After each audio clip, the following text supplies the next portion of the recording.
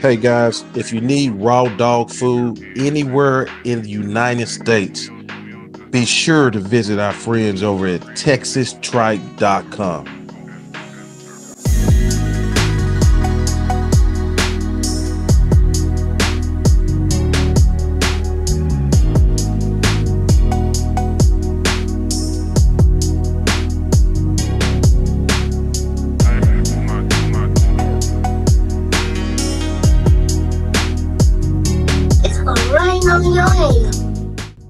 All right, everybody, what is going on? It is me, as usual, Rain. Obviously, you see I have a guest with me. I'm going to let him introduce himself here shortly.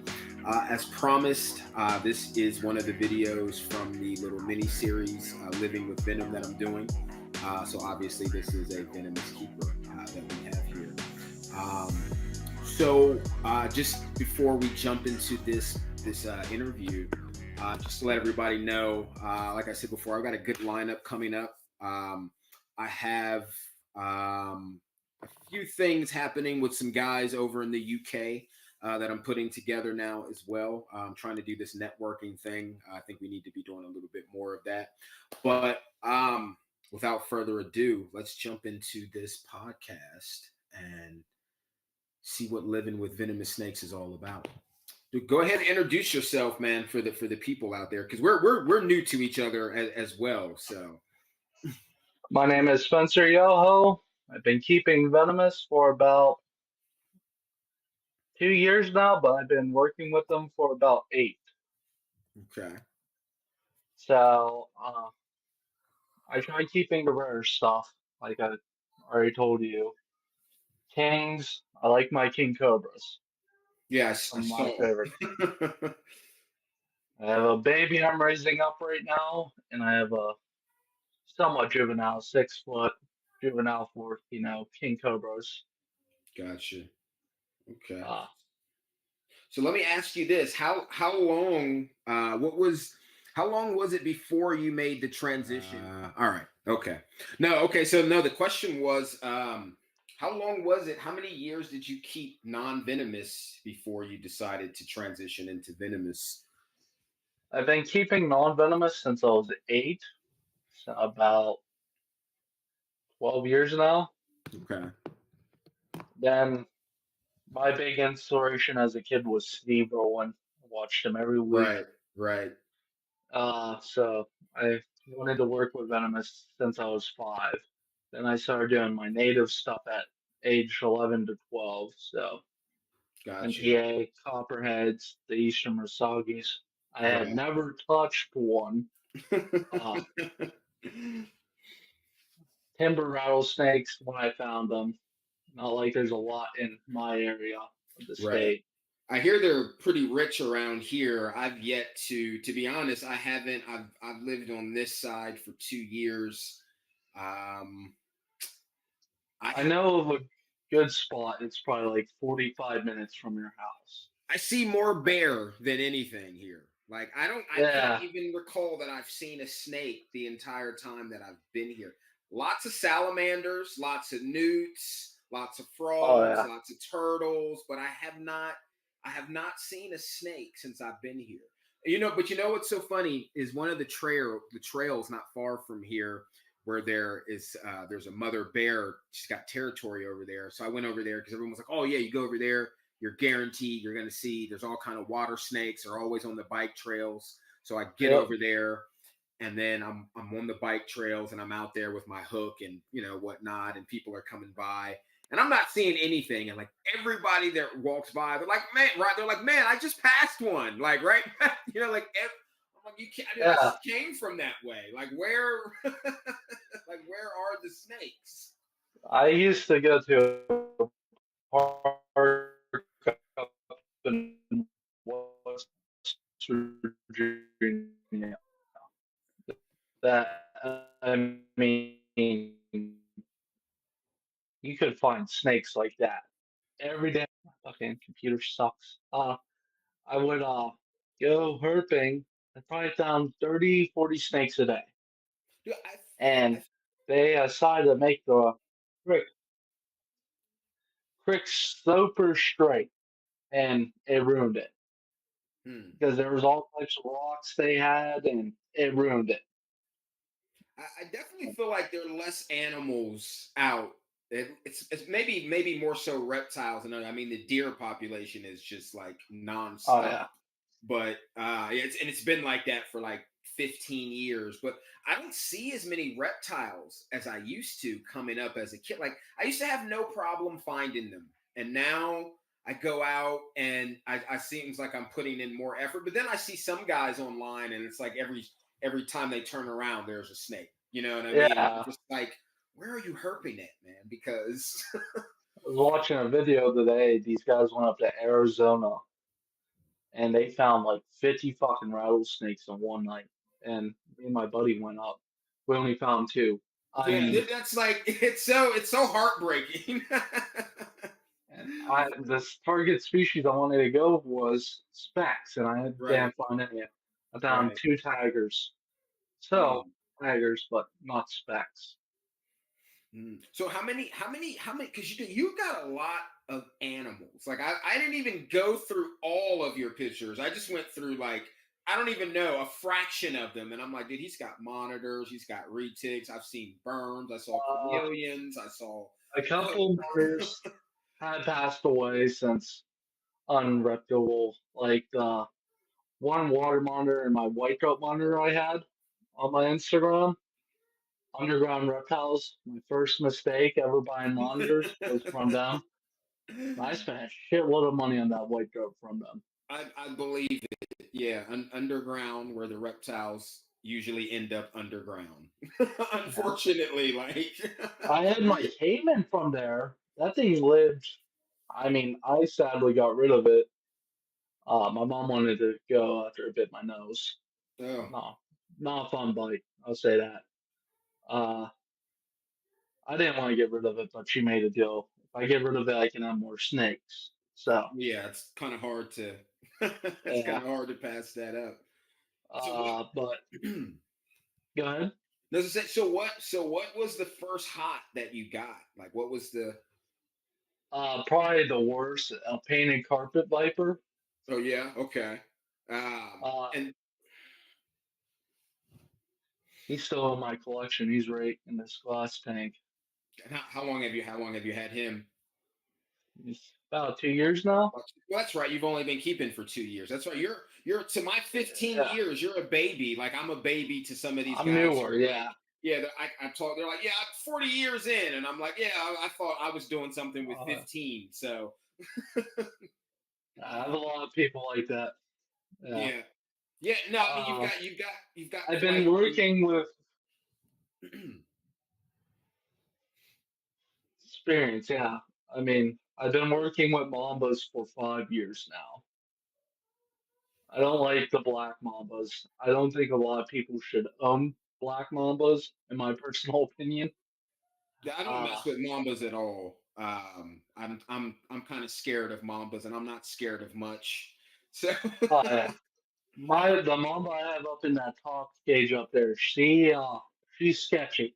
I'm not in a real big room, and she's an 8 foot green Mamba.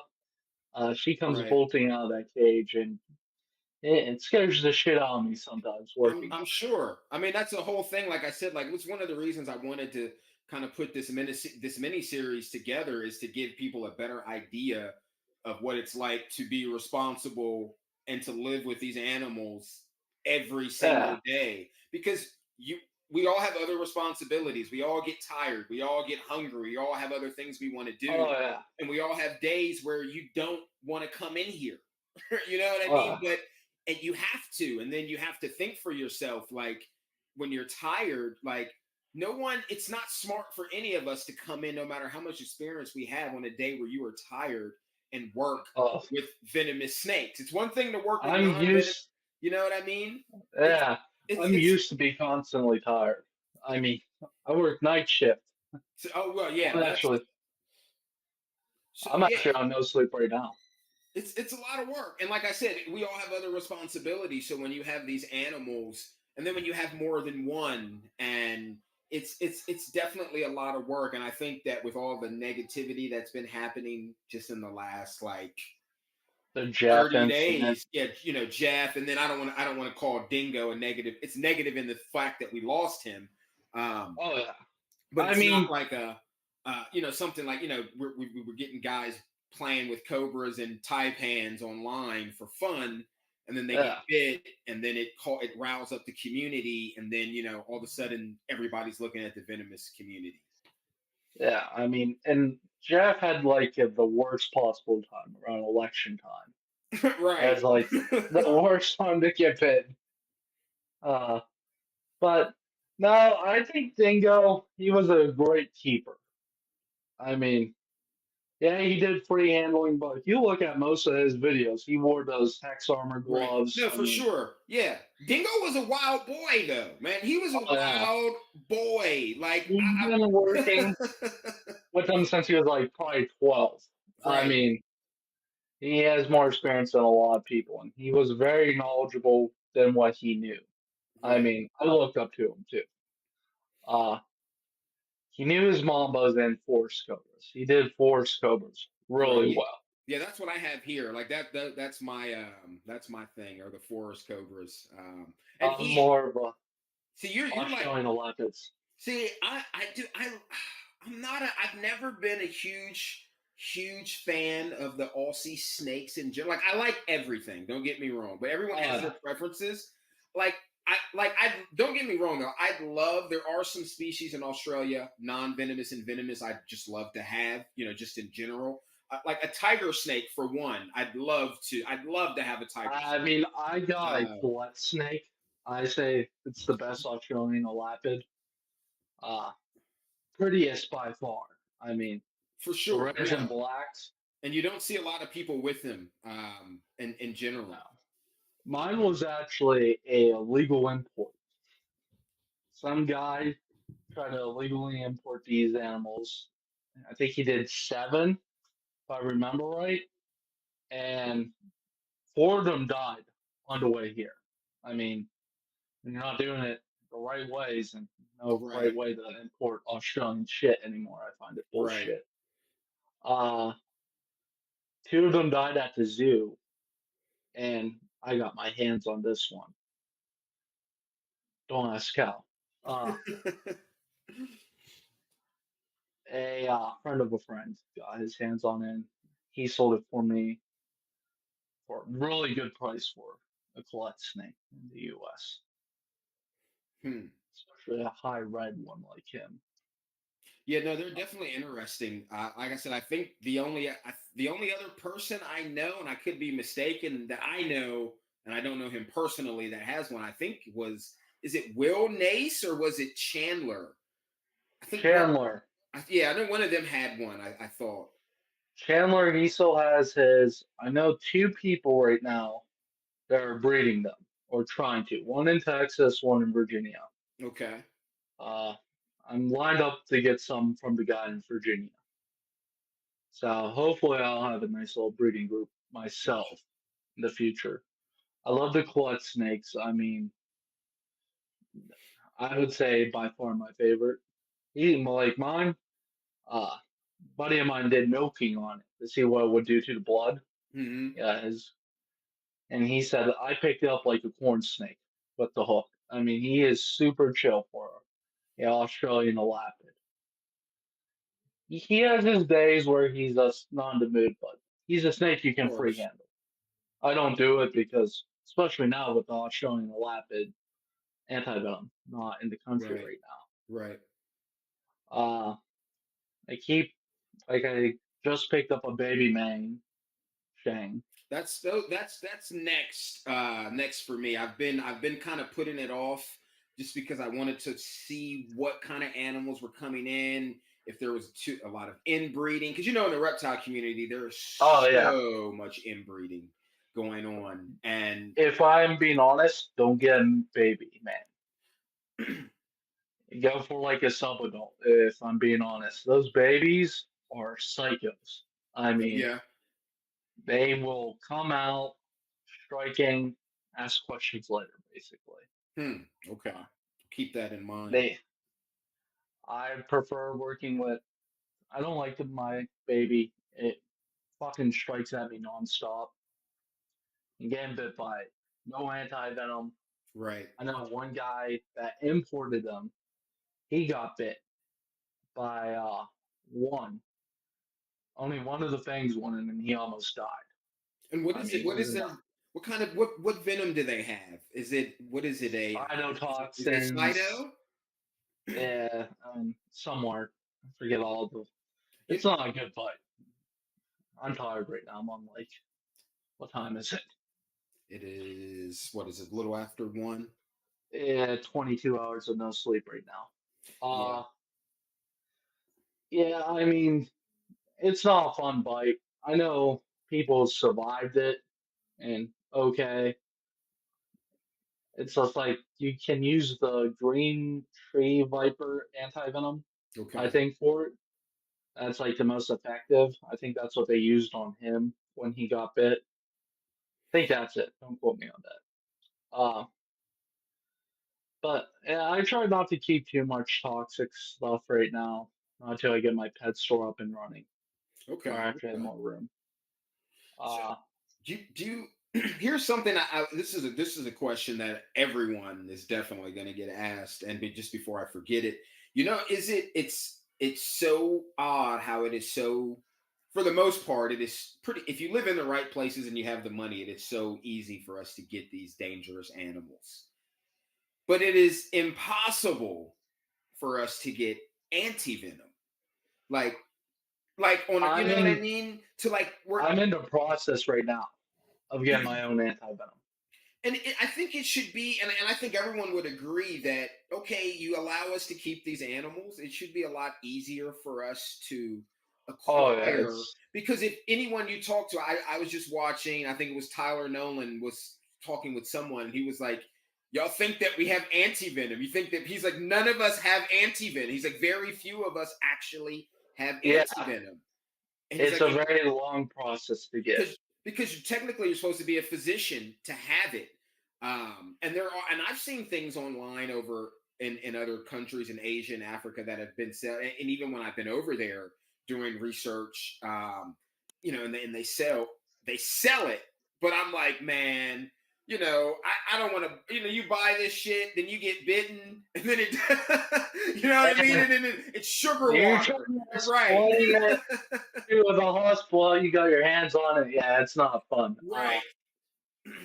The You, way I'm going through is the BIN permit. Oh my God, what is it? Experimental drugs permit is what you have to get, because technically any drug that's not developed in the U.S. is right. classified as a experimental drug. My buddy Dylan, he's getting his, and he's going to be helping me get mine. He's in his final stages of getting his permit, and like I said, there's a group on Facebook that helps you. Okay. Okay. Yeah, I wasn't aware of that. Okay, I have to check into that. I'll Let some guys know. I'll send you the link Yeah, on please do. Instagram. Please do. Please do. Uh, So you, oh, excuse me. well, I,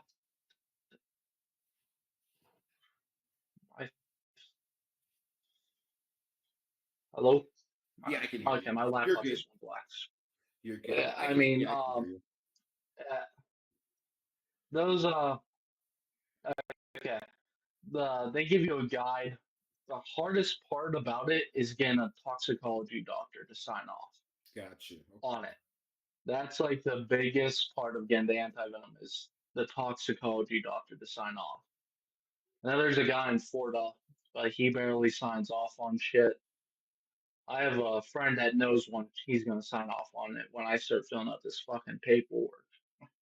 And see, that's the I thing. should Like get it now. they some of these states, man, they make it so hard for us in certain situations, and then we're like, because I've talked to so many people who have kept hots illegally, and they're like, Oh look, yeah. I didn't want to do it this way, but the state that I It- live in claims that they like. I'm from a state, I'm from the DMV area. Virginia yeah. is okay. DC, not going to happen. Maryland, never going to happen unless you're an Oh yeah. AZA and and you can prove it and they can come and they can regulate it. But other than that, like, they will let you apply a million times and deny you And and yeah. say, And so many people are like, bro, when you try to do things the right way, and then they keep You get blocked. denying you, then you know they're like, after that, no, I'm just gonna do what I'm gonna do, because they're like, you're not gonna stop me from living my life. You like, you have a protocol, I'm trying to follow it, and you're still telling me no.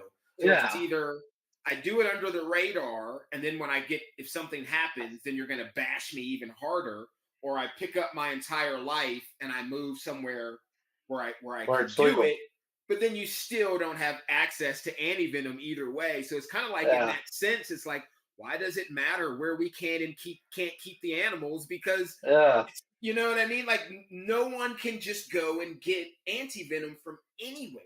Like, yeah, and that's why I wanted to have these conversations with people, because I know a lot of people have expressed these, and a lot of people haven't thought about some of these topics that I want to throw out there. And I'm like, bro, that's it's kind of like how people are, have people are against live feeding.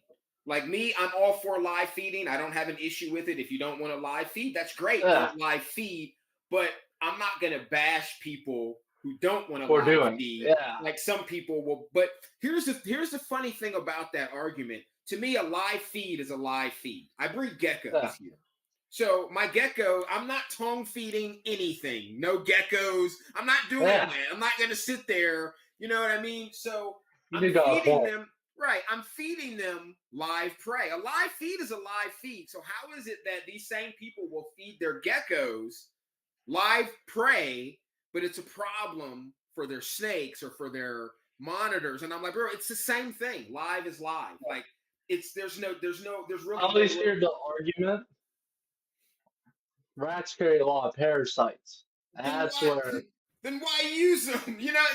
There's like, yeah, there's so many. Yeah, I've heard the parasites. Oh, rats have killed the snakes. Well, here's the thing: if you leaving a rat in there with an and animal that hasn't eaten after like 12 hours, that's your fault. You know oh what I yeah, mean? I mean, That's your fault. It has nothing to do with the rat. It has if they nothing to don't do with the eat in the snake. first 2 hours, I take it out. Yeah, take it out. Try it again later. That type of Yeah, deal. But yeah, I think things like that people don't understand is like, there are all these laws against us, and then when someone gets bit, however they get bitten, regardless of how it happens, and then they all look and they're like, oh, now we got to tighten the laws. I'm like, well, how about yeah, if tightening the laws doesn't really help? It just causes people, like I said, to do things under the radar or to move out, and then they kind of start bashing where they came from. Like, no, how about more education? How about more yeah, podcasts like this where we can talk about, protocol within, from the people who actually keep the animals, because legislation, they don't know and they don't care. yeah. You know what I mean? Don't get me wrong. There's a lot of irresponsible peepers. Oh yeah. Yes, Oh for man. sure. We all do But shit. We all do shit. There's not one yeah, of us who can say that everything we do is 1,000% responsible every I day. mean, I do some free handling, not a lot. I free handle my big monocle. She don't ride the hook worth shit. I mean, Okay, sometimes a hook can put you in a worse situation. And big if you kings. don't, right, and you have to, and only someone who works with these animals like you or me or other people will understand that. You know what I mean? So when people Uh, see that, they're like, oh, so and so's free handling again. I'm like, no, actually, I was just like trying to make it more easier for myself and the animal to get from A to uh, B. like I'm training somebody right now, and some of my snakes don't cooperate on the hook, Right, and you have to. Like my big monocle is trying to put in the bucket. I just grabbed it by the tail, dropped it in. I right, mean, she's not a bad snake, but she's just very curious. right. Like most Most cobra, cobras, right, exactly. they just want to explore, move around, and Yep, she's on the hook. She'll just climb right up the hook. yep, Now she is a venomoid. Now she has grown part of her venom glands back, but it's not like enough. It's like getting bit by a baby. If she gotcha. would bite. I got her like that. I'm not a big fan of the venomoids because it's like decoing a cat, Right, exactly, right. and they'll grow back eventually. So it might not be fully, but they will grow back. Uh, she is by far one of my favorite snakes. So she shits everywhere. Yeah, Fucker. that's the thing with cobras. I can say with my big forest here, I don't get the messiness that I get from my spitters or from the monocles that I've had over the years. Like Oh yeah. it's you open the cage and it's just like pow, like right there. Like, dude, really? Yeah, I mean, my one monocle I got from a friend. She gave it to me for taking care of a bunch of her monocles she got from a guy. You might know him, Mike Eastern. The name sounds familiar. I think I He's may be he's familiar. from Ohio. He's like one of the only guys that does it legit, and he does a lot of imports. Okay. And he sold her a four monocles. She said they were all fine, all nocturnal parasites. So I helped her cut them out and fix them, and I got one monocle in return. That thing shits like no water snake in my collection. I hate it. Yeah, their monocles are messy, man. They're messy, and when you get them when they're small, I was just telling a friend of mine who is just he's getting his first cobras now, and I mean he's moving. I told him like, bro, you're moving fast, man. You just because then he just got a couple rattlesnakes for free, and I'm like, bro, just make sure you're pacing yourself, regardless. But I told him, I I said, mean, you're gonna turn around. rattlesnakes, rattlesnakes to cobras is a totally Yeah, different oh ball yeah, game. for sure, for sure. Yeah, I'm just I referring to the amount. Like I'm like, bro, you got hot fever. That's what I'm telling. Like, bro, you're getting hot fever over there, man. I had that. I got a little too many. I downsized a little. And Now I'm cobras just grow keeping. fast. They grow so fast, Oh yeah, so fast, so fast. cobras.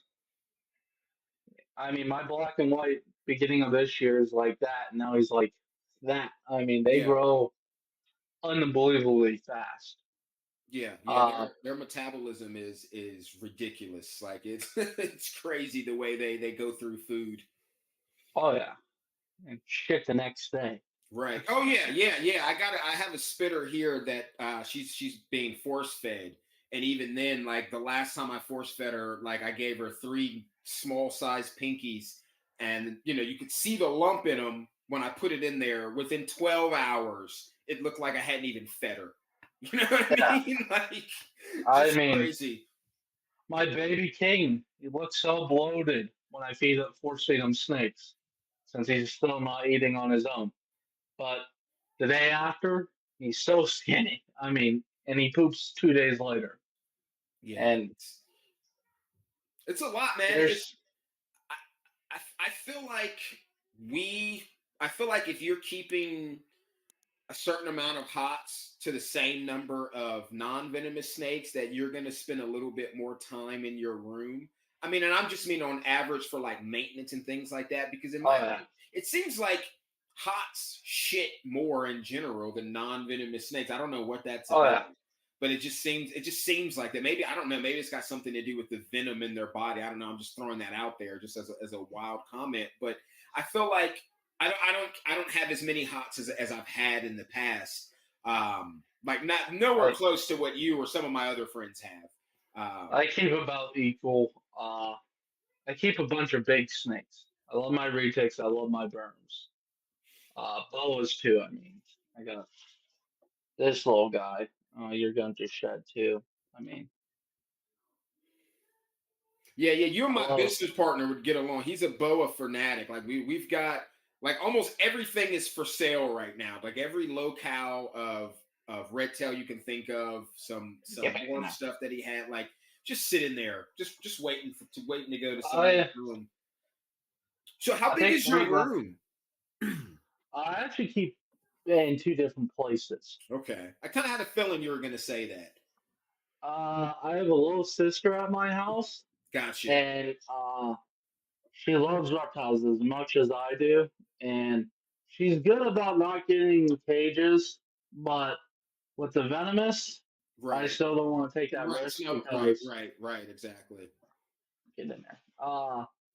I keep a bunch of really hot stuff. A lot of people don't own, or they do, but like baby fertile ants, that bites you. You're losing a finger for Right. sure.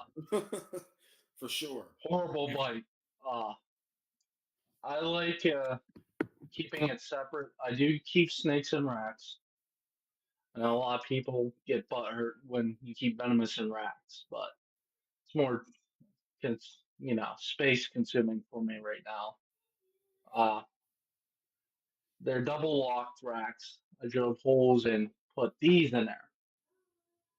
So I got there's you. no, They won't. Right. They can't slide. and there's one's going through the top. So, and they're safe. I keep some of my like cobras in there and westerns, smaller stuff I keep. But most of my shit's in either vision cages or a buddy of mine makes custom cages, Viper. You Okay. can see them like right there. I keep baboons. That's a burn. The big one at the bottom, she's my big ass Eastern that wants to kill me every damn day. I mean, I never met Eastern as mean as her. And her strike range is basically my whole room. Ah, wow. She's like a 6 foot Eastern. She's a beast of an Eastern, and she strikes the whole distance. I mean, It's got to be a pain some days working in such a small space like that. Like that's my biggest. That is my biggest thing. Like in general, I'm all about space. I like open spaces. So when I decided that this room was going to be where I put all my animals, like I had to be like super strategic because this is like a oh 12. yeah, It's like a 12. It's a weird shaped room, but it's kind of like a 12 by 10, I think. And this is that's what my that's what my actual bedroom is, where I keep all my. It's a 12 by 11 room, so it's okay. also odd shape.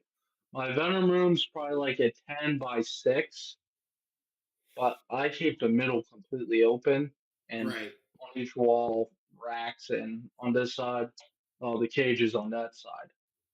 Uh, yeah, it can get a little sketchy working with like the Mamba in my room. I'm sure, bro. Like, dude, I'd hate to say, and I don't want people to be like, oh, that guy's gonna neglect animals. But dude, if I had that snake in your setup, I'd probably never. That'd be like the one cage I would never. I'd have to take that thing in the Oh, I basement love taking. somewhere and work with it. Like, She's not bad for a West African. Don't get me wrong. When she is fired up, she's fired up. I keep a shift box in there too. okay, all If right, I well, don't feel there you go, gotcha. That right so, there, that helps a lot. yeah, but I do also take her out to check her out. Right. She's newer to my collection. A friend of a friend was selling her, and uh, he didn't really want to go to somebody that's inexperienced with mambas. Right.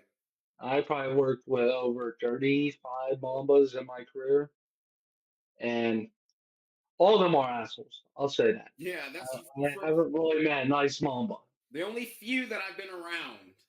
And I got another homie down in Texas that's all he messes with is mambas, and I'm just like, and then what's so funny is the mamba people. They're always laughing at me because they're like, bro, you have almost a 10-foot forest cobra, and you're worried Yeah, about I a mean, I mamba. love forest cover. And I'm like, dude, this guy is not. When I first got him, because he's WC. When I first Wow. got him, I mean, he wouldn't even eat in front of me. He wanted to kill me. Every time I came in this room. Now Yeah. he's chill. So I had to kind of play the minimalistic game with him as far as how I kept him. I just redid his enclosure. And this is a 6 foot by 2 foot by 2 foot that I built. But for a while, I just had a kitty litter tub in there for water, and then Yeah. I had a plastic oil pan for a hide, and then I had two branches just in the middle because I'm like, I don't want to make it difficult for me to get him out when I need to get him Oh out. yeah. And I was like, but I don't want to just have him in there with like nothing. He's a big snake. And so I finally redid, and he used to spend all his time in the hide. And so I finally redid, and every once in a while I catch him on the branch. So finally I redid it, and I ran a branch so that goes the entire length of the enclosure. Dude, just he has not gone in that hide since I put that. It's been about a month now. So I just took the Ah. hide out because I was going to get him a lockbox. That way, to make it easier for myself, he won't even go in the hide anymore. He has not come down off of that branch. So I'm like, my man's must have been in Africa. Like, because you got to think, like, he came to me like 8.5 foot, like two and a Oh half shit. years So ago. he was He Yeah, was so a he big one. exactly. So he was for him to survive out there in Africa with all that killer shit, he had to be one Everything's up badass to kill snake. them. Exactly. So I'm like, this dude probably made it by doing exactly what he's doing Why? right Yeah. now. Is posting up in the trees. And when he sees something that's within range, he goes and he gets that shit and he goes right back up in his tree. Oh, yeah. Because that's I all he mean, does. Now I like, can't get him out. I can't get him out now. Like I'm not even done with the enclosure. There's still some more stuff I wanted to do, and I cannot get him out now. oh yeah. I mean, I find people that say forest cobras are easier than mambas. I think they're about the same And in that's the what long run. and that's why all my Mamba guys are like, bro, they're like the same. They're like, if you can handle him, you can handle a Mamba. And I'm like, dude, I don't know, man. It's just something Black about mambas, though, I worked with some big black mambas. A buddy of mine in Ohio, he's like you said, keeps illegally. He keeps a bunch of cool shit. I mean, like, I love going up to his house. I'm the only one that knows about him. And when he goes out on vacation, I'm the one up there taking care of his fucking collection. All his shit wants to kill me. And I mean all of it. It's sketchy working with his collection. He has a breeding pair of black mambas. I think the male's around 9 foot and the female's around 10. So big black mambas. And it seems like every time I go there, they shit that day. All over the glass. It it. sucks working with them. And one day, it was the closest I have ever been to getting bit is by his big female. I went into the cage. He has an 8 foot by 4 foot by 5 foot tall, massive cage, like how you have your forest cover, all Right. branches, and you actually have to get in there to look for them. Her face was that far from my face. I about shit myself. There's certain animals I love working with, and mambas aren't one of them. They are too feisty for my liking, Yeah, they're especially definitely black. they're definitely intimidating. I mean, even this guy, I mean, he's not scared of me by any means at all. Oh no. And and he knows he's big. Now he's calmed down a lot. Now he'll eat in front of me. No problem. He'll like I said, he doesn't hide anymore since I put that in there. But yeah, like I said, when I first got, every time I came in here, you know what I mean? Like no matter what he was doing, he would for the first year. It was such a pain. Oh, and then one day, I had to go home to DC for like 3.5 days, and I had all my grow tents and shit in here, so the room looked a little bit Yeah. different. Um, Oh, what type of and shit are you growing? oh, Sharing is caring. just the normal stuff. Sharing is caring, man. But Yeah. yeah, so I was gone for like 3 days, and I had it. So the cage, when the enclosure had got fucked up when I built it, because I don't know how often this happens, and I guess the only person that some shit like this would happen to would have to be me. So the tape measure that I started this with, I lost it. I couldn't find it. So I had to go buy a new one, right? So I go to buy Yeah. another one, but the inches aren't the same. So an inch where but you wouldn't even think to check that shit. I didn't even think Yeah. to check it. So I just went back to work. I went back building, put Yeah. everything together. And so then when I finally start piecing everything together, now I'm seeing all these gaps. And I'm like, dude, why is there a 1 inch gap? Like, you know what I mean? Because the Yeah. shit was off. So I had to go back and fix it. But before I did that, I had to still put him in there. So I kind of had to like just make it work until I could get what I needed. Yeah. But I had to leave for 3 days. So I'm gone. He can't get out of the room though. It's impossible to get out of the room. That's how my room is right now. Yeah, I've got Safer. just for that. Yeah, I got the door. There's a thing at the door. So even if he gets out, like you're Yeah, not that's getting out how of here. mine is. My But door is really close to the ground anyway, so so any shit I can get out is my I baby. leave, I come back, I come in the room. That's like one of the first things I do when I get in. I come in, Yep. and I look at, I'm checking my plants. I look in. I'm not really concerned because, it's a cobra and they spend a lot of their time hiding. So I Yeah. wasn't concerned that I didn't see him in there. And everything looked to be in order. Everything looked fine. So about 15 minutes later, I come back in to change the water because I've been gone for 3 days. So to Yeah. change the water, and this motherfucker's, I'm like, oh shit. Oh, he's out. You know what I mean? Yeah, I'm like, fuck. Yeah. So I close the door, I lock the door, and now I'm looking. Now there's a little space. There's another 6-foot enclosure under this one too, the same Yeah. size.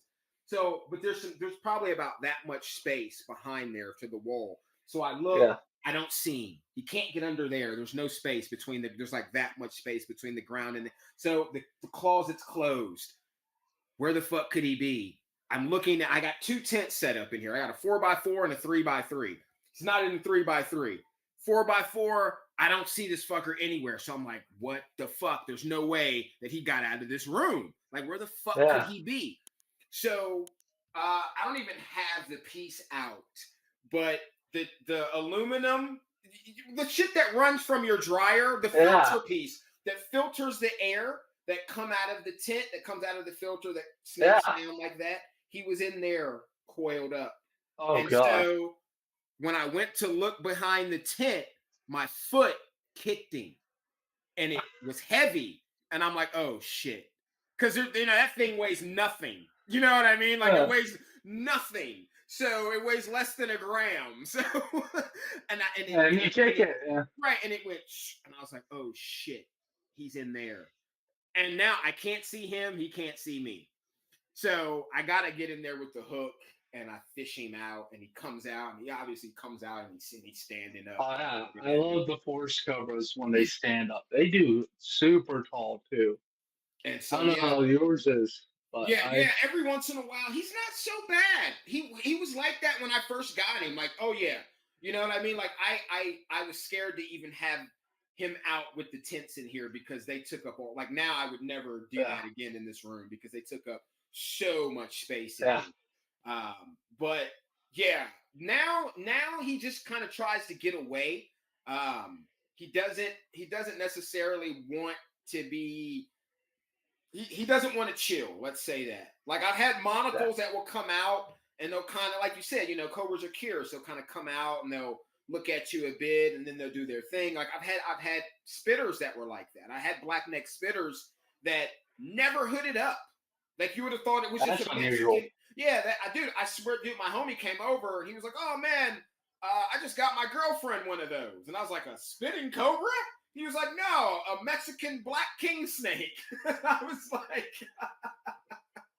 I was like, yeah, but not quite. I was like, yeah, I know. I was like, that's actually a cobra. He's like, a cobra? He's like, I thought the cobras had the hoods. And I was like, yeah, she does. She just doesn't fucking hood up. So my monocle, my bigger one, she hoods up all the time in the cage, but outside she never hoods up. I had my mom, she does photography. I had to really irritate her to get her to hood up for a picture. And she was not happy with me. It took me about 5 minutes just rubbing her back and trying to get her to hood up so you can get a good picture. And I hate bothering her like that because I have a good relationship with her. Right. Sometimes she wants to kill me. we all have those days when we come in and we're like, man, I thought we were friends. Not today, I guess. I mean, there's I have a Samar Cobra, the black and yellow spitters. Yeah, that's one, dude. I wish I could get some unrelated, but it's never gonna happen. I don't think. Mine, it don't spit at me at all. It just tries to bite me. I said, if you want to work with Mamba but non-Mamba, that's it. It does everything Mambas do, the head movements, everything. This Cobra scares the living fuck out of me. If I work with my green Mamba, then it. She is a fast, horribly. She's come close to my hand a couple times when hooking her. I used Venom Life 24-inch hook. Mm-hmm. I said fuck that. I've used the 30-inch hook on her now. Uh, I say you got the defensive snake. She's an asshole. She comes right for my feet every time. Like she wants to bite me in my eyes. Hmm. And people say they don't want to bite you. No, I there's think she always does. there's always an exception to that rule. Uh, Just like they say, oh, there's no such thing as a bad dog. Well, there's definitely some bad dogs. I mean, yeah, on average, there's no animal that wants to kill a human, but we do have animals that are assholes, just like you have people that are. You know what I yeah, mean? It's just it's what it is. Like I've got a. It kind of sounds like the opposite of my red spitter. Like she won't bite, but she'll spit. Like, but but I can't. I can't even get her to eat. I have to. I'm still force feeding. I'm like, bro, you gotta. It's gotta click in. I don't want to have to keep doing this shit with you. But yeah. My black and white, he is the chillest. He never spits. He never bites. He'll do the hooding, hissing, normal black and white. But he's never spit at me and never tried biting me. He's like about a year and a half, and he is a super chill. Don't want to free handle him, but like my Warner baby black and white, that one's an asshole. Totally opposite than this one. Well, I was force feeding her. She was not happy with me for the longest time. You had to force feed a black red spitter. I mean, yeah, not fun. I hate force feeding snakes. yeah, it's the worst, and it's even worse when they're venomous. Like it's never fun. You make one mistake. Yeah, one little nick can cost you, or one little head swipe can. I saw it happen with my black and white. It scared the shit out of me. And after that, I wear gloves now because I know he can't fight through gloves. Now, my King Cobra, he's usually pretty good at pinning. My little black and white's not, or was. Now she eats on her own. Uh, that's probably, she's not fun sometimes. Very hoodie. I love the Cobras that hood up like that. Yeah, I do too. And I'm glad you said that. How familiar are you with? Because I know you're a bit younger, but how familiar are you with the Diamond line versus the Jolliffe line Cobra and the difference? Because like they say that they're not even compatible, like breeding wise, is what I've heard. What I've heard over the years, and there's definitely a distinct difference between the Diamond line because they've got that patch on their Gray head. spot and the full leucisticus all Right. white. Right. Now Uh, my question is, and I want to see maybe if I know you haven't been around there. I mean, I don't know, you've got quite a good experience. So maybe you've picked up on this in the short time that you've been doing this. But I noticed in even because the first venomous snake I ever had was an albino monocle cobra.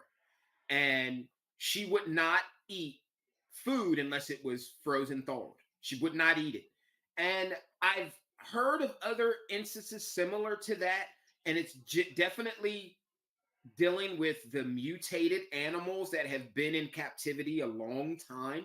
Have you seen any kind of like I don't want to, I guess maybe unnatural or unsnake like or just kind of weird behaviors like with your monocles at all? Because some of them are uh, they're so captive bred that they don't hood up ever. yeah, I mean, like, yes, I have noticed that, and I wonder if it's so long the parents has been in captivity, Right. it just runs off on the babies. I always wonder that because if you look at New England Nerd, he says that same thing, Kevin. Uh, he thinks it runs off on the babies. And let's just be honest here. Monocles are probably almost all inbred right now. Yeah, I for mean, sure. For sure. I think the last time I saw a pair of monocles come in from the wild was maybe 2018. Joe Satulski had a pair, and I was trying to get Boland's pythons at the time. And I oh, remember seeing them, and I haven't seen them since because who has wild type monocles for sale? And I mean when I mean wild type, I mean not het for anything. yeah, Like I mean, I got my one, but I would never sell her because Right. all the There's lumps very come to pay. right. Very few people have a real, true, not mutated, wild type monocle cobra in captivity. Like that's still alive right now. Very few people have that. Like that's a Like I said, I rarity. have. Yeah, I got one right now. It's a female. I still don't know if she's making it because I had to cut out, I think, 16 parasites Wow. on her. She was covered. They were all dead, but it's just the stress of cutting them out. Right. Right. Yeah, my Uh, squam. I'm waiting for I don't have the right size tubing for this little squam that I have, but he looks like he's got a nematode on him that I need to get off as well. and there's still bumps on her, but I know I got it all out. Right. Uh, there's four from that import. The one there with a friend of mine. Uh, she's keeping all of them. She's gonna try to breed the wild types. So she We got one need we male. need that. We need pure wild types, man. We need Yeah, that. I mean, you look at all these genetics. I mean, I can pull out one of mine real quick. She's a feisty one. Uh, super pretty, but she's a what you call a real monitor, willing to bite. I mean, she hoods, she does everything. Super pretty though. Yeah, Get it's the a genetics beautiful, on. beautiful snake. Very vivid Yeah, I mean, color pattern. It's nice. I love the pattern on her. Hey, hey, calm down. She wants to kill me though. She's not a friendly monocle. Yeah, there's a good amount of species in the trade, and unfortunately, some of them, whether they be venomous or non-venomous, are popular. Like the rough scale pythons are starting to gain more ground. I mean, they've been in captivity for quite a while now, but the nitty gritty of it is all the animals that exist in the world came from 5 wild caught animals, and I don't even know the ratio if it was 2 males or 1 male to 4. Ah, I have no idea what the ratio is, but I know there's a lot of inbreeding, and I just did a podcast recently about creating proper breeding programs, which is something that in my opinion, the reptile community is like so far behind on. I mean, I mean, ball pythons, man, spider genes. I love them, but they have so much shit wrong with them. yeah, I yeah. mean, I'm I mean, not a big ball python guy, but there's certain ones I like, and the spider's yeah, one they of them. look amazing. Some of the mutations look amazing, but the down low is it is a skin disorder. It is, it is a disease. And I mean, it's like even with the jag. Like I love carpet pythons, and the jag, in my opinion, that's the best morph, but it's the worst Yeah, morph. It's the worst and the best at the same time. And I'm not a yeah. morph guy. I'm not into morphs. And people, when I say that, people are like, "Oh, but I saw you with a monocled cobra." And I'm like, well, if they just listen to the conversation we're having, they will know that it is almost impossible not to have a monocle cobra that does not have some type of mutated gene. Yeah, Um, I'll pull up. You want me to pull up mine wild type real quick? yeah, if you got something to show us, man, we're coming up on an hour, so that'll be a good way to end things off. Yeah, Uh, it's in a different room real quick. Go pull her out. Oh man. Where you at? You're in your hot. You're in your cage.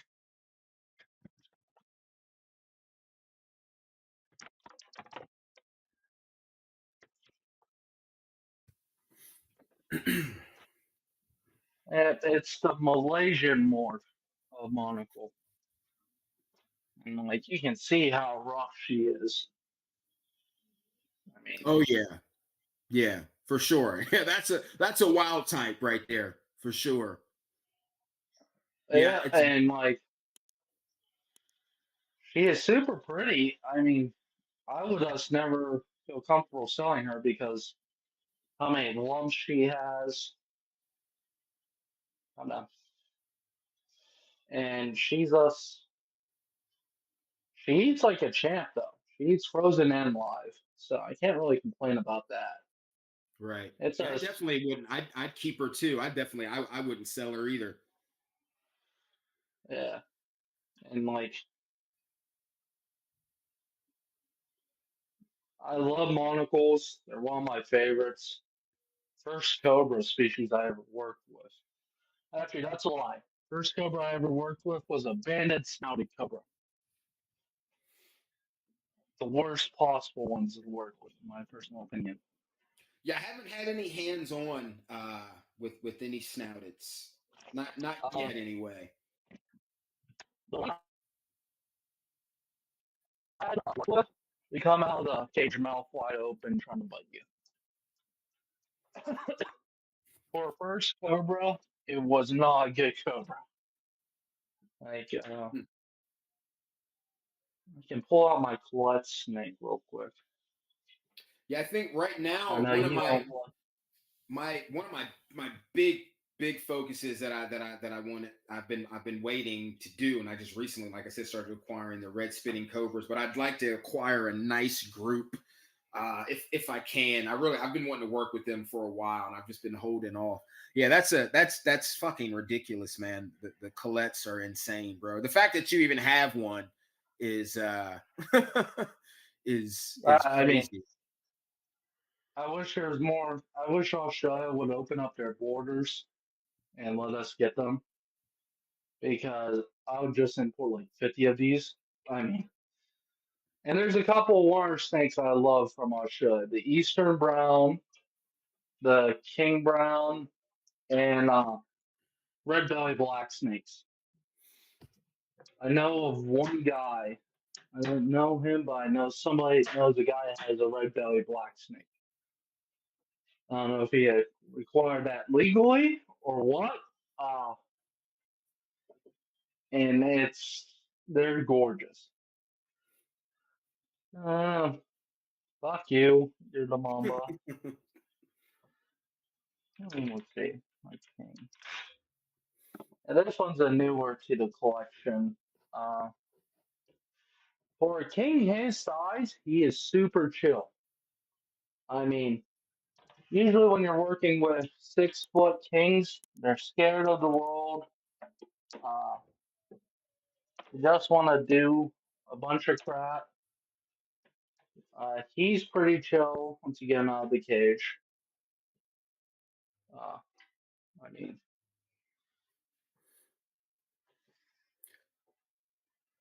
hey, He's like, you woke me up. yeah, Mm, he still beautiful, got some beautiful. structure about him, but kings are one of my favorite.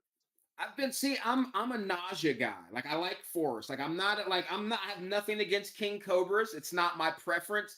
I've had them for clients. You know, I've had them for like 2-3 weeks at a time, holding them for clients that I've gotten in, but I've never personally kept one for myself. And I've been thinking about it, and I almost pulled the trigger on it. I don't know, man. I don't know. I don't know. I just something about the forest cobra versus the king. I'm like, because my thing is like I can't do both. I mean, I could do both, but I don't want. It's either going to be forest cobras or king cobras. I think I'm going to Like stick with the forest. my downside is with king cobras, they're snake eaters. I don't mind feeding them snakes, but I like getting my kings on both rodents and snakes. Right. I won't take the snakes out of their diets, but it's always hard to find people who are willing to give up snakes for It's not. feed. It's not. Yeah, it's easy to find feeder lizards, but easy to find feeder snakes, especially the size you need for big kings and things like that, is Yeah, very hard. I mean, unless that's why. you're like outsourcing, like unless you're like importing ball pythons over by the bags of hundreds and keeping them in the deep freezer.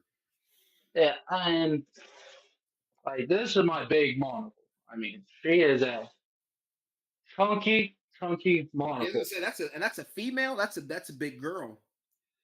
Oh yeah, and she is like I said, she likes to move. Yeah, that's a Like big girl. you're being very moody right now since you're going through shed. But she is I think she's old. Like from what I remember, a guy I got her from said she's like 15 years old. I mean, she's old. She's been around. Uh, I'm gonna be keeping her permanently. I love that snake. Uh, then we got a bunch of my odds and ends, cottonmouth, diamondback, got a couple easterns. I know easterns are starting to become harder to find in our area. Hmm. I don't know why. I know they did the Florida ban and are exporting shit from Florida, Yeah. from what I heard.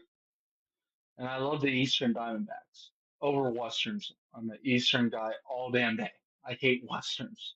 See, I'm Um, not all my homies are into rattlesnakes, bro. I'm not into rattlesnakes, man. But I'm really a cobra guy. I'm not even a yeah, huge viper. Like my vipers are Mangshang, Bushmaster. I like some of the squams, obviously, and some of the other arboreal vipers I can deal. But Ovophis is one of my favorite. I definitely like the Ovophis because it's yeah. it's a snake that I don't know many people. Actually, I don't know anybody that works with them, and the only reason Of I course. don't is because I can never find a pair for sale. It's always one or the other. You know what I Yeah, mean? In their years, you'll see one, and then 4 years later, you'll see the other one. You know yeah. what I I mean? mean, it's rare snakes. I don't. I love cobras. I find them easier. Lapids in general I easier to think work. cobras are easier than vipers, in my opinion, to work with. When I train, like I'm training a buddy of mine, I started him off with cobras because all my vipers, they're all psychopaths. I mean, I don't have a single chill one, besides of my gaboons. But I always find that people would say get a gaboon as a starter. It's the worst possible starter. Horrible venom, fast striking. I mean, yeah, they sit there, but you make that thing irritated. Right. How fast are you? I mean, you're not Yeah. dodging a. Gaboons fold shit up. I tell people that I was like, bro, I've had gaboons and they will fold a rat in half, man. They hit Oh yeah, hard. They hit hard. I have three, Hard. two males, one female.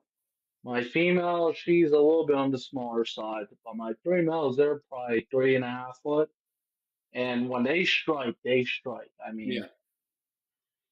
they are not a snake to play with. No, no, they definitely hit.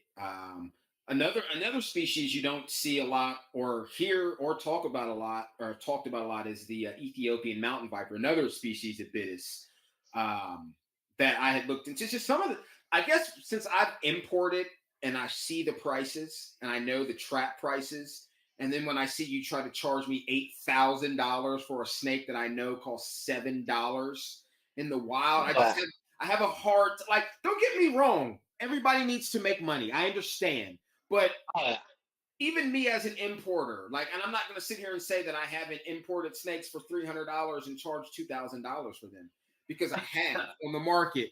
But uh, it's when you're getting something and then I mean, I got to make my money too. You know, that shit counts. yeah, But when you're getting something for that and then $6,000-7,000, like even what I sold my snakes was still under less than what most people were. So I'm like, bro, if you're selling them for six, I'm going to sell them for three.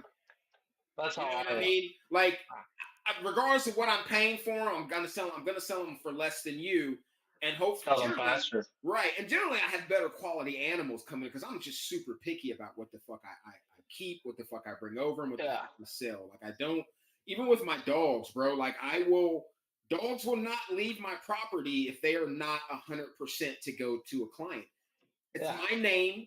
I don't want you saying that I sold you some shit and somebody broke in your house and the dog didn't do anything. You know what I mean? yeah. Like, I mean, I have a friend like that. She is very particular. And, yeah, bro, I'm not gonna do it. Like, I don't, so it's like I'm not would you buy a guard dog and feed it and it didn't guard your property? That doesn't make oh, of sense. course not. You gotta go. You're not staying here. Uh, You know what I mean? Like you can go, I don't care where you go, but I can't feed, I can't take care of something. It's like when people, and I'm sure people ask you, like, who don't know, I'm sure you heard this a million times. It's like, does it have the venom? is it poisonous? Does it Oh have yeah. the fangs? Did you take the fangs out? And I'm like, well, first of all, that's fucking animal cruelty. No, I didn't do that. First off, I Secondly, know regrow the fangs. right, I right mean, now, right, and then the thing is, like me, I was like, I don't want a cobra that can't cobra. yeah. You know what I mean? Like it kind of defeats the purpose of me saying, "Oh, I have venomous snakes." Oh yeah. But yeah, but they don't have any venom though. So I mean, I find people when they ask stupid questions like that, I look at them stupidly.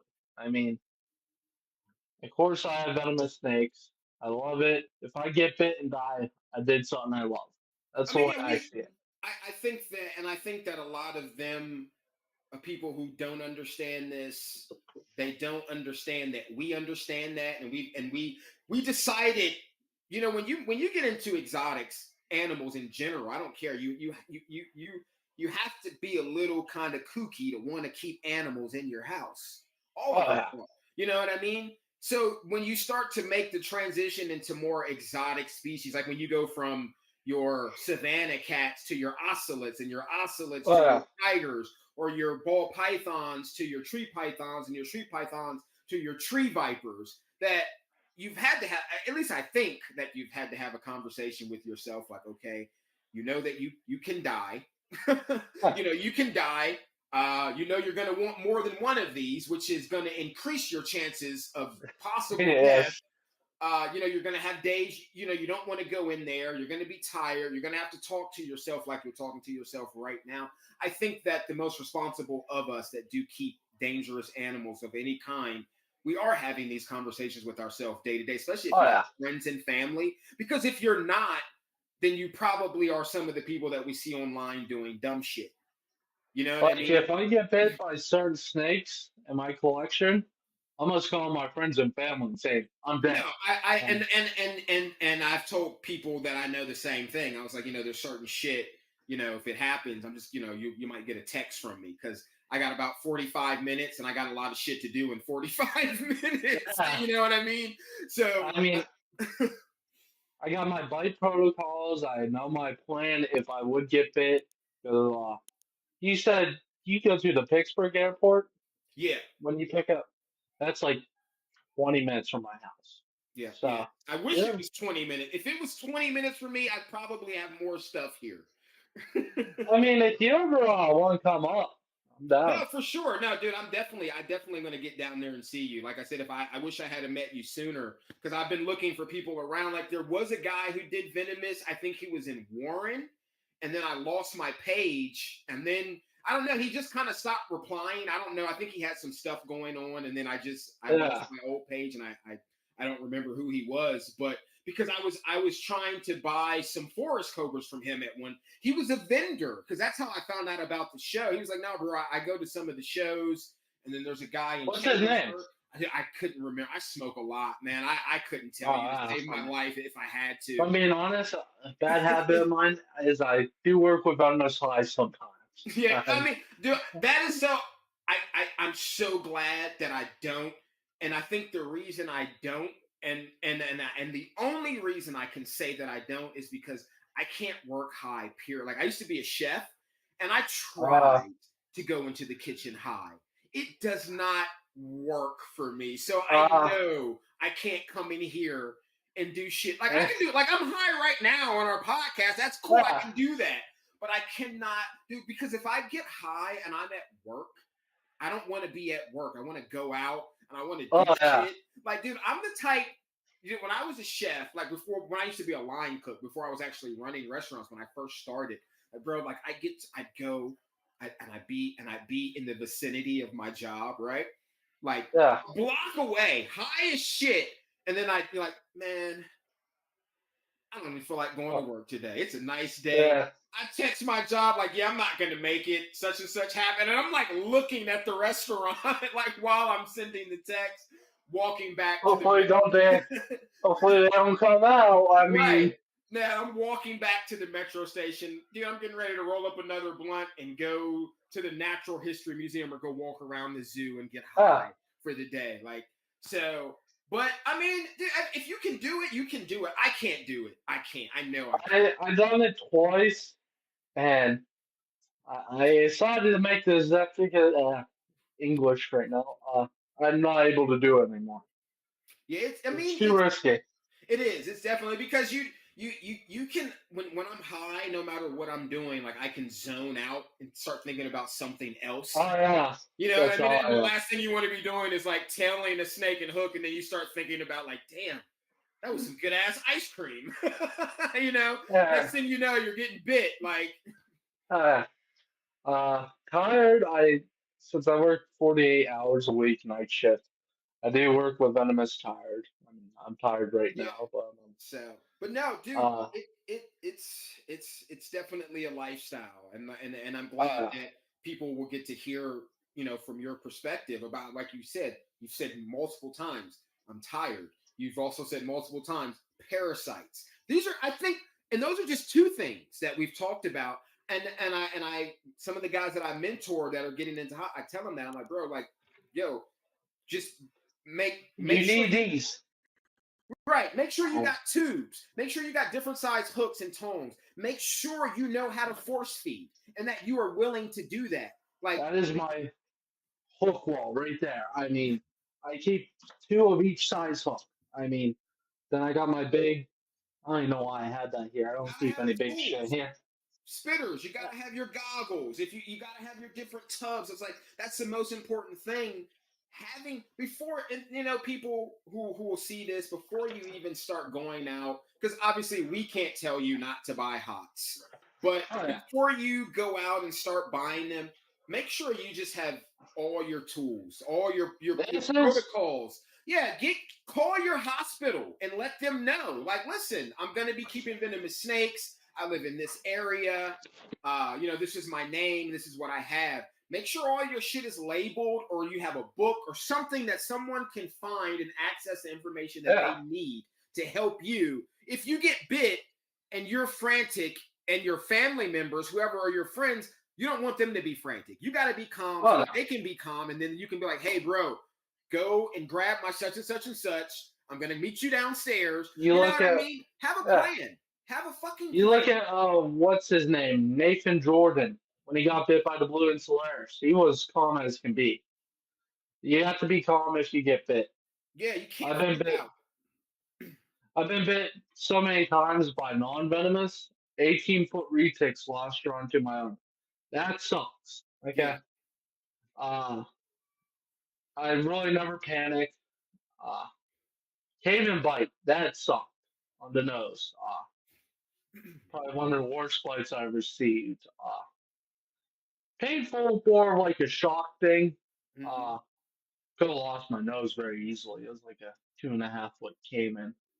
Yeah. Dumbass, dumbass knew I was opening the cage and loosened my grip for half a second. That's when he turned around and nailed me. Right. Yeah, And any bite from a reptile is and I in my for me personally, I treat all my animals like they're venomous. All my snakes, I should say, like they're venomous, whether they are or not. Because I don't want to get bit. Period. I've been bitten yeah, hundreds of times. I don't want to get bit. I don't want to get bit at all. And I mean, it stresses the snake out. It's not good for you or the snake. I don't mind getting bit, but it's the last thing on my area of doing. right, Uh, it's just not good overall. no, it's not. So a lot of people like I used to volunteer at a pet store. The guy would always try to get me to get bit by snakes. And like I worked volunteer down there for 2 years. I'm not gonna name drop the pet store, but it's the one owner. I I can't a lot of reptile people. How many snakes have died in people's collections in a year? Like rough estimate. Bigger Man, collections, like 200.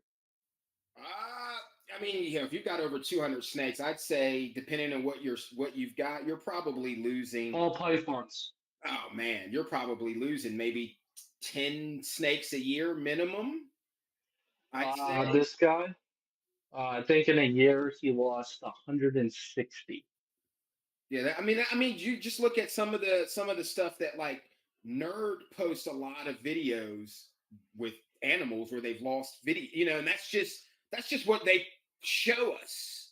You know what Yeah, I mean? I So, mean, and within a year, you might see them lose 12 animals of just what they put on yeah. YouTube. But with Nerd, they get a lot of imports. This Right. guy was all ball pythons, and it wasn't like it was the diseases, Just improper just pressure. neglect. Just in fucking There neglect. was snakes in his collection that were skeletons and rats. I mean, it was horrible. I hated working down there. I liked the one owner, but I hated working for that guy. And they do venomous and everything, and they sell sick animals. Hmm. I mean, I'll text you off the Yeah, for sure. podcast. There's a pet store in my area about an hour from me that is about in the same condition. I don't go there very often. I've had to go there sometimes to get like crickets or feeders, which they almost never have. Where's So this pet store at? it's in Meadville. Ah, No, it's gonna be north of you. Like yeah. I yeah, know where the area's at. yeah, it's not the best, at all. And like I said, I've gone in there like when I've been in between because I breed red runner roaches here, but there's been times where I haven't had the appropriate size for my gecko. Yeah, They're just not where they need to be at. So I'll try to go and get crickets, and it sucks because it's an hour drive each way. And so when you yeah. get there, like because you call, sometimes they don't answer. So you go, and they're like, "Yeah, we don't have any crickets," or "Yeah, we don't have any pinkies," and it's like fuck. And I mean, I do a lot of birds, but when I've got these little guys up here, I don't have birds. I don't have birds that that small for Yeah. them to eat right now. So they got to get pinks. But yeah, that pet store is like that. It's in shambles. Like I feel bad when I go in there sometimes, and I'm just like, Like the owner of the pet store I'm talking about, he has a disease and he had to sign part of it over to this guy. And he has ruined it for him. When I came into that pet store 4 years ago, all the cages were clean. He had multiple volunteers, multiple workers. This guy took over, they moved. It just became a shit show. And like I said, he sells so many sick animals. My buddy was us getting into snakes. Bought, I think, 8 ball pythons off him. yeah, All died. wow, All our eyes. There's snakes in his collection and racks that had mold on them. Like racks hmm. completely covered in mold. It reminds me of some of the videos that I saw from like Samson's facility, where it's like, man, that animal had to be dead for a long while to look like That's that. how he was. Yeah. And it was a sad. And I don't know why people keep on selling to him. Yeah, that's so Joseph, I got one last question before we wrap up. Most important question. So, being in the venomous community, what would you like to see happen to, and because there's no there's never any, there's not a lot of structure or stability, plus we have to deal with faulty legislation. Like what do you think Yeah. needs to happen, or what would you like to see happen, like the biggest thing that, I mean, it could also affect the reptile community in general, but keeping with venomous, what do you think we need as a venomous community? Stop posting free handling. I I know a lot of people do it and it don't make the community look good. I mean, let's be honest here. That's why Jeff he got so popular Right. because with a free lot of handling. with a lot of people who don't even like snakes because they realize he's holding a deadly animal, so they want to Uh, tune in the hopes that you're going to and watch one of us die, which is yeah, and crazy. if I say you really love the snakes and you want free handle on your own time. Like I do free handling, but I don't post it. Uh, Good buddy of mine, Bennett. We all know Bennett. Yeah. I love him. Uh, he free handles everything. I mean, that There's man is crazier yeah, than me. yeah, there's a few guys like that who are just like, do you even know how to use a snake hook looking ass? Like, Yeah, you know I what I mean, mean? I love Bennett. Me and him get along. But yeah, I mean, he free handles everything. I'm not coming at him, but Right. uh, No. I mean, like you said, these are your animals. If you're comfortable and you feel the animals are comfortable, I understand exactly what you're saying. You're just saying but you're it's teaching the younger generation. it's being It's seen in a negative light by the wrong people is basically yeah, what it is. And we have a lot of Karens.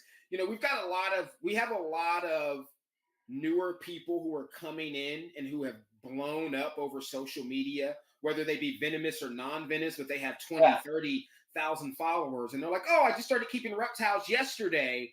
And all of a sudden they're like, oh, everything you're doing is wrong. And some of the stuff they're saying, I agree with. yeah. There's a lot of I mean, outdated practices in the reptile community, but you can't just come in out of nowhere like, and start oh, and start drama, and you've only been around for 6 months but the problem is someone is going to listen to that person over you or and me yeah. because they got 20 more thousand followers than you do. And unfortunately, we're dealing in a time where followers equals experience, knowledge, Oh education, all yeah, that stuff falls under that. So it's unfortunate for the wrong people, unfortunate for the right people, I guess. yeah. And like free handling right now, I think should be off social media because all this shit with legislation, Jeff. I mean, and like I said, you're teaching these younger kids it's okay. Right. That I know, no guy's only been doing it 5 months and he free handles fucking baby caboons. I mean, Yeah, that's a I if it, one, I'm pretty hands off with my animals, venomous, non-venomous. I like them to be as wild as possible. That's what I like. yeah, So I me like too. to live feed. Like I'm all for that shit. Not to say that I don't do frozen thawed, but I do. I do a mix of both. I have some that Right. just eat live. Yeah, I don't. I don't want to. Like some days it's just easier for me to go in there with my hands to get him out. But it's only for maintenance. And then some days it's easier with the hook, and some days it's harder with the hook. And I think that even people who, like, let's just say I filmed myself doing some maintenance, even that can be taken by the wrong person, especially with uh, everything. Oh, look at this guy. He's free handling. Da da da da da. uh, And now more recently, and I hate to even have to say this shit, but in more recent light, I've been getting comments from certain people, and they're like, "Did people say things to you about being a black person and keeping venomous reptiles?" And I say, not gonna lie, you're one of the only ones I "Well, really know. there in the States, I've probably been doing this longer than anybody who looks like, and I'm mixed, but for Yeah, your average person, I'm a black guy, so whatever." yeah, You know what I mean? And I tell people, well, I've been doing this since 1988. You know what I mean? Like, I'm not a yeah. kid. I've been doing this a while. And when I was coming up, I never thought about black or white. And they're like, well, it's the fact that they're venomous. It's just like, they're like, people who keep snakes are crazy, but you're black Oh yeah, and you keep venomous reptiles in your house. And they're like, did people you're say extra anything crazy. to you? Right, exactly. And I said that on a podcast I did one time, that exact same thing. And I'm like, bro, and that makes me extra crazy. So people ask me, they're like, bro, do you get like, do people hate on you? I got hate because of who I am, because that's nothing to Yeah, do with what I'm doing or me being. I said, I don't think that has anything to do with me being not being white.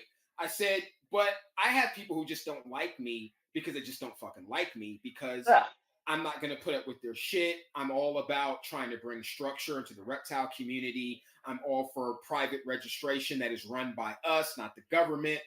I'm all for everything that we need. And unfortunately, we have people who are not for that. So I have a love-hate relationship. But in more recent light, I know there are a few other black guys who are getting into the hots. They don't have the years that I have, but some of them have been saying, like people have been saying things to them, and then I'm like, well, wait till they find out you're dealing with me, because they don't like me.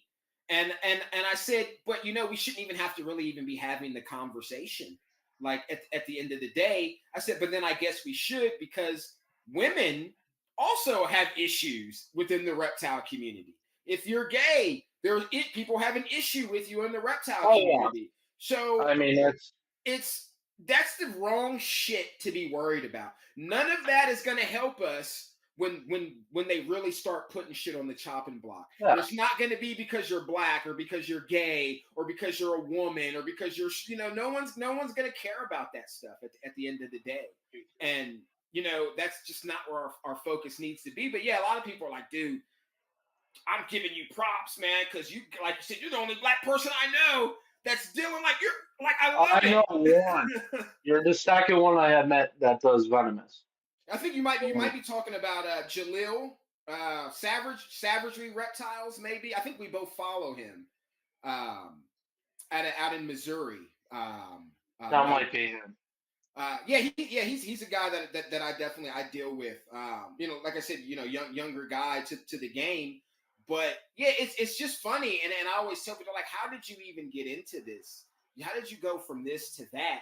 And I'm like, wow, I just always been doing this. I just don't know. I was like, after a while, I got burnt out with the green tree pythons, and I remember I traded a green tree python for my first cobra, and then after that, I would have took that trade. Oh my God. Right. Like I was like, after that, I just didn't I love reptiles, but the passion that I had for non-venomous, it lost some points when I started. They're about equal to me. I love my big snakes. Nothing's gonna ever take that away from me. Retics and berms and anacondas, top notch in my eyes.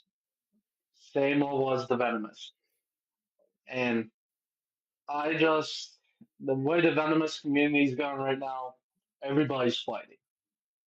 Yeah. I mean, everybody. That's not helping the actual community. No, it's not. I try staying. Form. And you got the people that just import and sell stick animals. Yeah. Buddy of mine lost his whole collection because he quarantined the snake for 5 months too. It was a green mamba. Introduced it to his collection and it killed all his snakes. And see, that's what I'm talking about. Like, you would think that after all the decades of us doing this, that we would be better at it. We would be better at getting the treatment process, in my opinion, needs to start at the farms for these wild animals before they get over here. And I guess in a perfect world, you would think that the importers and the exporters would be saying that to the farmers, like, "Whoa, look, just get some Panicure, or get this Septra, or get this Baytril, and do this, and then that way, hell, the shit's not that expensive, especially when you're buying in bulk for tons of animals. Like $14 on Amazon. I mean, right? I mean, and even in a position where you have a farm in Indonesia or Malaysia, you can get that shit wholesale for super cheap. You know what I mean? $6-7. I mean, and it should start. It should start there. I mean, when you get on Morph Market, like, I'm a gecko head. Like, I love leaf-tail geckos. Like, that is my shit. Like, I love leaf-tails. Cool. I love leaf-tails. Like, that's what I breed here. I love leaf-tails. I have to pick one off. I got eggs incubating. So if you ever want some leaf-tails. So here's my thing about when you get on Morph Market and you go to leaf-tails. And I'm just going to take this from your average person's perspective. I get on Morph Market, so I'm on my phone. Boom, I hit leaf-tails. I'm excited. I see all the leaf-tails. And then I click on this one ad. Like, oh, this one's in my price range, $200. So I click on it. It's a wild-caught animal. Let me read the description. Okay. The description says in so many words that if I, the buyer, am not prepared to treat this animal or take this animal to the vet, then I shouldn't buy the animal. Okay, here's where I have a problem with that. As someone who has imported and who has exported and who has dealt with wild-caught animals, this is where the problem with that comes in for me. Why the fuck? Sell a sick animal. Right. Why would I bring animals in that I know have a foreign parasite load and not treat them in my care? So basically, I'm going to keep the animals here. I'm going to half-ass on their care, and then I'm going to sell you an animal that could potentially die in your care 2 weeks after you get it because I've had it for 4 months and it hasn't been treated. And some people argue like, well, in the wild, such and such and such. Well, in the wild, there are natural things that are already within the water, the atmosphere, the animals that they eat that can help these animals to relieve those parasites that we do not know about and we do not have access to. So that we And have to captive-born animals, they're not adapted to fight it. I mean, right. And even dude, even puppies get worms. You know what I yeah, mean? They get worms from their mother. So if you've had an animal and worms, a gut load of parasites can sit in an animal for months to years, and you don't even know about it until you just come in one day and your animal is dead. So basically, we don't have viable insurance for oh yeah, reptiles. So that means that I can pay you hundreds to thousands of dollars, and you're telling me that you're going to sell me an animal that you're not treating, and then by the time I get it, it could die before I even start to treating it. yeah. And then but I'm out of my money. I'm shit out of luck. And I understand you're dealing with a wild caught animal. You're taking a chance. I understand that, but why? It's 2024. This isn't 1981. This isn't When they were 1975 all anymore. fresh, yeah. You know what I mean? We've been documenting and cataloging reptiles since like the 1830s. You know what I mean? Crutchfield. I mean, you look at his original list of shit he was importing. Yeah, I mean, I wish they were back in those days. I Oh wish we man, had those oh my God, prices. in the 90s, right, dude, listen, the prices and the information, if I had have known what a Bolin's python was back then, I didn't know what it was. I only knew what was in Reptile magazine and what was popular. Yeah. And I never saw a Bolin's that I can remember in a Reptile magazine during the time that I was coming up. But I remember them being on Pro Exotics price list for $500. Oh Now, god. right now, There's I mean, I could 15 hold, grand. yeah, 15 grand on Nerd. And now I could wholesale some stuff. I can show you a video that someone sent me from Indonesia where they were trying to sell me 20 of them for $1,000 a piece. But the problem is there was no one over there with the paperwork to have Bolin's to get them to the farm. The next problem is if you understand how importing works, doesn't matter that I paid $1,000 for those animals up front. Once they get to the farm, those fucking animals don't even belong to me anymore. And then the whole price point on those animals are going to change. And I'm not going to get all 20 of them at that point. So that's kind of where the farm thing, but my whole thing is you would think after all these decades, we would have better practices and policies on how to care for animals coming over here and even being here. Like, dude, I get a lot of flack for some of the podcasts that I've done because people think they're like, oh, he's against U.S. ARC. And I'm like, bro, I'm not against U.S. ARC. They don't fight for venomous. What and that let's see, and there we go. Well, even on Morph Market, there is nothing. So we can't buy venomous on Morph Market, but they got fish on there. What does fish have to do with? I mean, you put whatever you want on there, but how are you going to alienate a part of the community? It's supposed to be a community. That means when you alienate a section of your community, that's not community. Yeah. So you know what I mean? We have all these little kinks and bells and whistles we need to work out, but it's just people, they say that and I'm just like, bro, I'm not. I'm for the mission. I just don't see the evolution. I just like, how is it that I've been around doing this since the 80s and there is no insurance? There is no private registry. Do you know how much money a private reptile look how many animals you have alone. Look at guys like you got Bennett, Fang Peep. How many animals he brings in and keeps. And look at Nerd. He's got thousands. Kevin's got thousands of animals. People have hundreds of thousands of animals in their collection. So just imagine if a buddy of mine, he breeds, I think, 1,800 ball pythons, and like he's a big time breeder in the area I'm from. So just imagine if this had the same structure as a dog registry. AKC brings in 50, 60 million plus dollars a year registering dogs.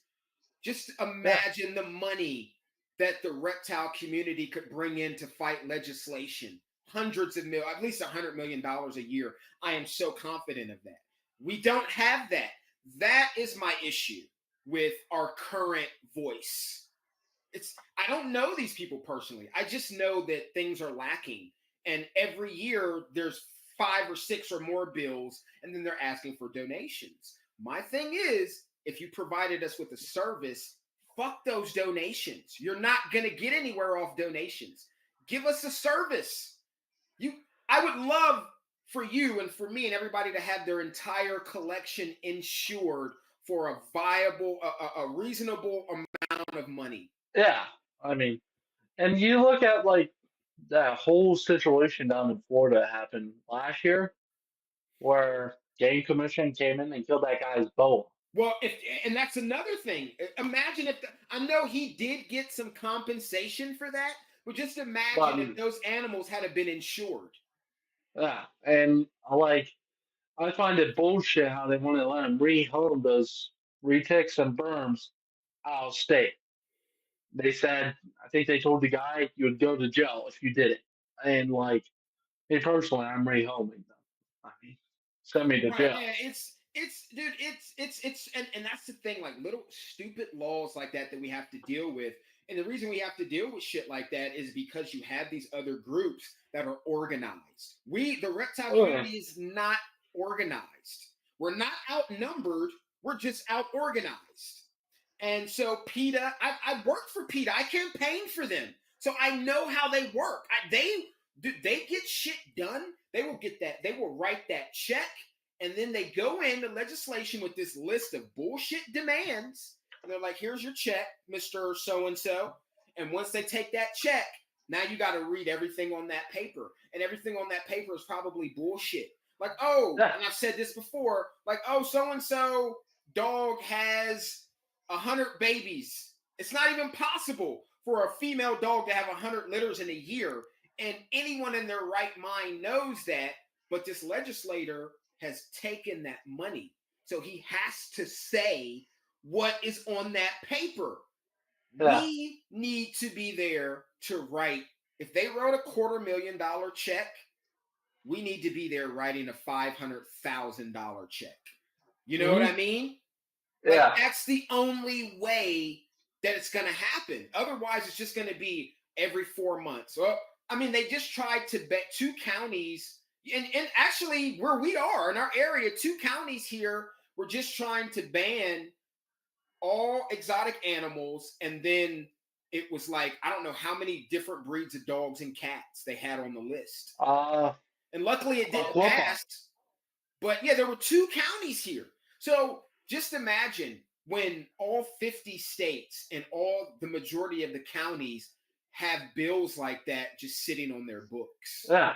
And like also the one reason I don't keep at my house, I have an Aliquippa zip code.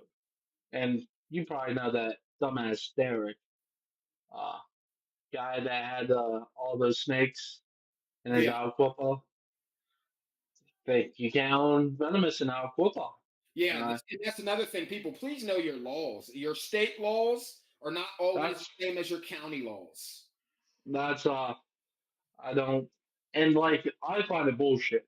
I'm not in and out football. I'm in a different part, but I have the zip code, Right, and with that zip code, I can own venomous. right. Uh, that's why I keep them somewhere else. Plus my little sister, but yeah, it's just a shit show, and Yeah, no, a lot of people it don't really know is. that. It is. Well, and you know what's also crazy is there are laws that have been put in place that have been around for a while, and then as the legislatures or the people that work in these buildings, these county clerks, they quit and new people come in who don't know the laws, that they don't even know what exists. So the county that Jeff was in actually does have a law against an ordinance against deadly and dangerous animals. They don't even know their own laws there. I looked it up. Someone didn't believe me, and I pulled it up, and it said that one, the animal was supposed to and it doesn't say what the animal is specifically. So it could be anything. It just says deadly or dangerous animal. It talks about how it needs to be confined. It talks about how the animal needs to be registered with the county and how they have to pay a fee. And then it just goes on to like different descriptions of enclosures and things like that. But I'm like, that's crazy that these people don't even know their legislation, probably because it's changed hands so many times. But Yeah. just imagine the right lawyer. Let's just say Jeff got into something and there was a lawsuit. The right lawyer see that in the law books and then use that against Jeff where he thought he was in the clear. And then this lawyer was like, well, actually, sir, there's a section here, section 12A-B, Yeah. says that in this county that you are not allowed to have such and such and such. And being that it doesn't state exactly what the animal is, that we do know a venomous snake is a deadly and dangerous animal by definition. You are in violation. Especially some of the stuff he had. I mean, right.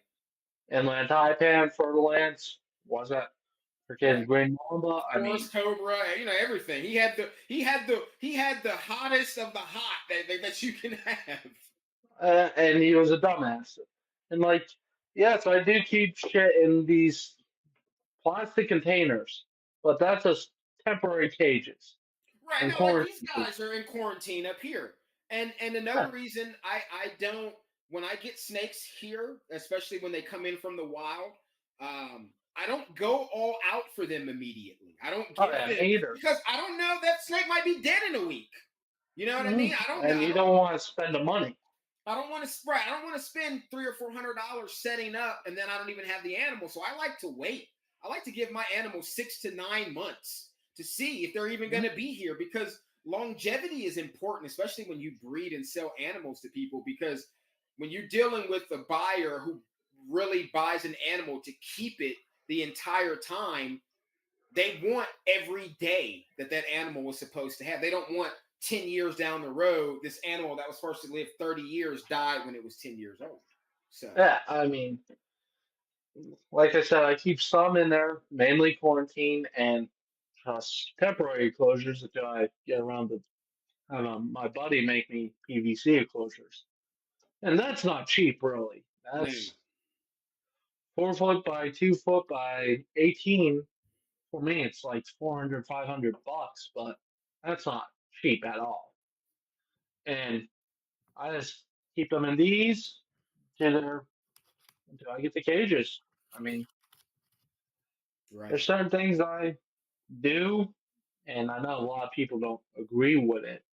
And well, we've all got our, everyone, you're never going to please anyone, but I mean, everyone, I should say, but no, Joseph, I'm glad that I was able to get you on here, man. We're gonna wrap it up. We're an hour and 40 in, which is fine. Because I'm definitely gonna have you come back on when I do my roundtables and whatnot later on as the channel gets some more momentum. Yeah. But I'll have your Instagram and all that when I'll let you know. I'll give you my phone number too. Yeah. Text me all that stuff when we get out here, and then I'll let you know when the video goes up. I don't know what particular order. I think I'm gonna film all the interviews before I start editing. You said you have ink coming on, right? I say that again. You have ink coming on, right? Ink and Venom or what? Yeah, Antonio. Yeah, that's my homie. We've been friends for a few. Actually, the Forest Cobra that he has, I got for him. But yeah. He's definitely. I just talked to him about 2 or 3 days ago, actually. He has some snakes I really want. Yeah. He's going to be on. Mark's Reptiles is going to be on. So yeah, like I said, I'm going to have a good lineup on, and then I'm going to try to put some roundtables together. But yeah, bro, I really appreciate you coming on. I know you're tired as shit. So until then, until next time, until we see you next time, bro. Like I said, appreciate you, everybody. I'll have all his information in the description. You make sure you go and check him out. He's got a crazy zoo of a collection on his page, man. Everything you can think of and shit you can't think of. So until then, people, we are going to be out.